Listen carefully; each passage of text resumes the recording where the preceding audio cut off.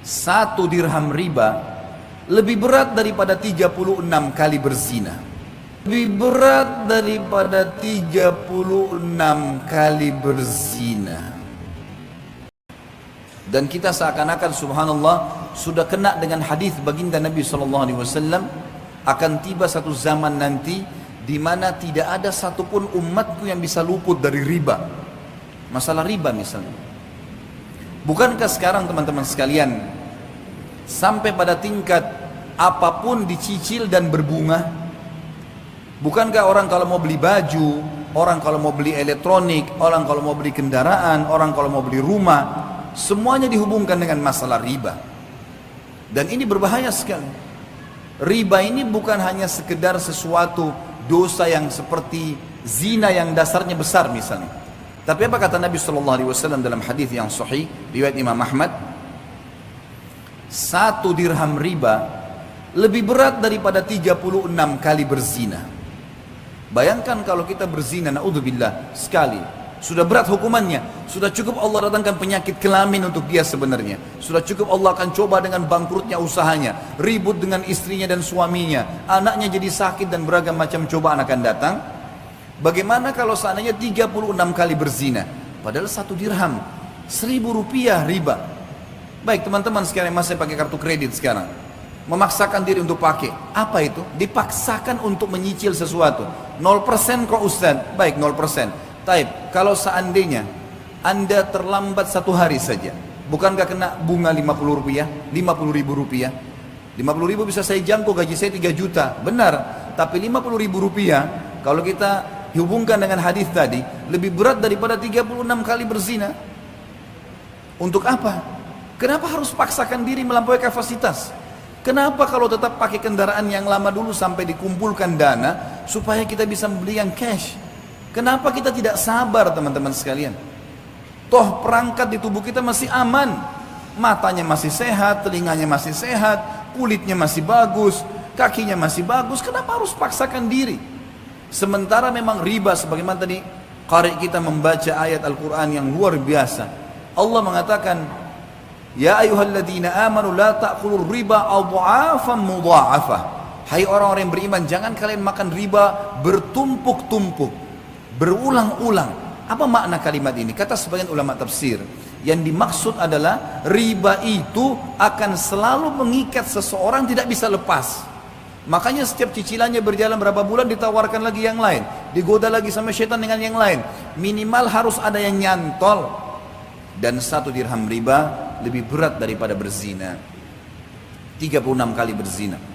Allah berfirman dan mengingatkan kepada kita, menjelaskan tentang solusinya. Lalu apa yang saya harus lakukan Ustaz?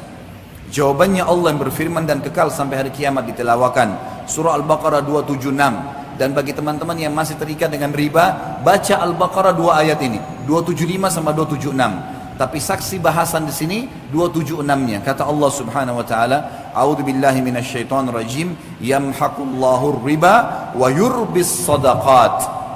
Allah pasti memusnahkan riba dan menyuburkan sedekah. Apa maksudnya memusnahkan riba? Kata para ulama tafsir, yang dimaksud musnah hartanya, hasil riba itu tidak akan bermanfaat buat dia, selalu bermasalah. Beli elektronik akan selalu bermasalah buat dia, beli rumah dari riba akan selalu tidak tenang di dalamnya, terjadi pertengkaran-pertengkaran, makanan minuman yang didapatkan dari hasil bunga riba atau dari riba itu juga akan mendatangkan penyakit-penyakit dan seterusnya. Memusnahkan harta itu dan memusnahkan bagi pemakannya.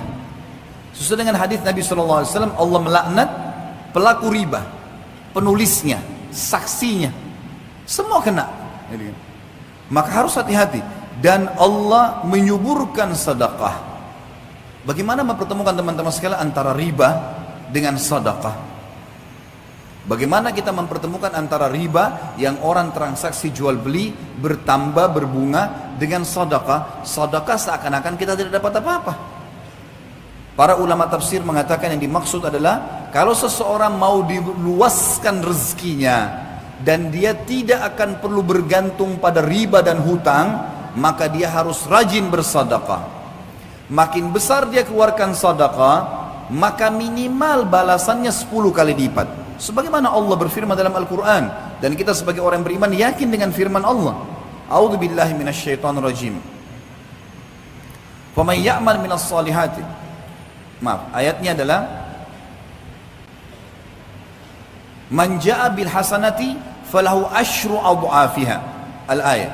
Siapa yang melakukan satu kebaikan termasuk sedekah di dalamnya, maka Allah akan datangkan 10 kali lipat. Sebenarnya kita kalau sedekah 5.000 rupiah, 50.000 rupiah, 100.000 rupiah, 1 juta rupiah, atau makin besar maka makin bagus. Pada saat itu sudah ada jaminan dari Allah, kita akan dapat secara investasi dengan Sang Pencipta Allah 10 kali lipatnya. 50.000 akan 500.000, 5 juta akan 50 juta. Ini janji, nggak mungkin salah.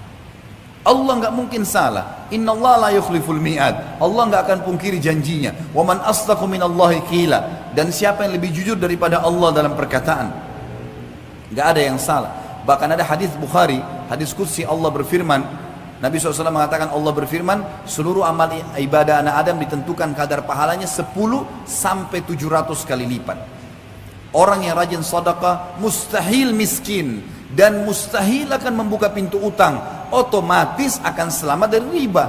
Karena masalahnya orang kalau riba pasti berhubungan dengan hutang.